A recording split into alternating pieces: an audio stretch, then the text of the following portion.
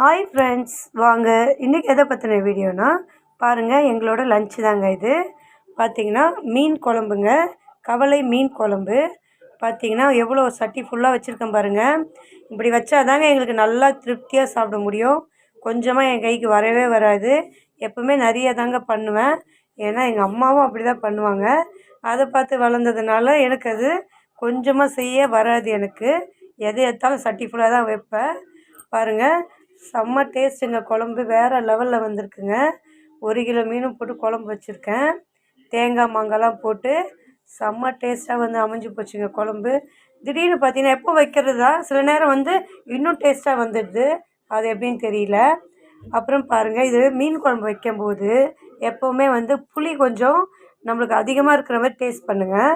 அப்படி இருந்தால் தாங்க மீன் வந்து நிறைய போடும்போது அந்த புளிப்பு வந்து கரெக்டாக டிவைட் ஆகி கரெக்டாக வருதுங்க.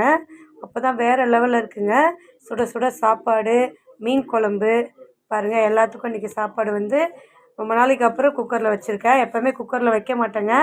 என்றைக்காச்சும் ரொம்ப சூடாக சாப்பிட்ணும் அப்படின்னு ஆசை இருந்ததுன்னா குக்கரில் வச்சு ஒரு நாளைக்கு சாப்பிட்றது தான். அப்புறம் வறுத்த மீன் பாருங்கள், சங்கரா மீன் வந்து வறுக்கும் போதே காலி ஆகிடுச்சிங்க. அவ்வளோ மீனும் லாஸ்ட்டாக கொஞ்சம் இருக்குது. சரி, இருக்க தான் சாப்பாடு தொட்டு சாப்பிடுவோம். ஏன்னா சும்மா சாப்பிட்டு தான் பழகியிருக்கோம். சும்மா தான் வந்து அதிகமான மீன் எப்போவுமே நாங்கள் சாப்பிட்றது.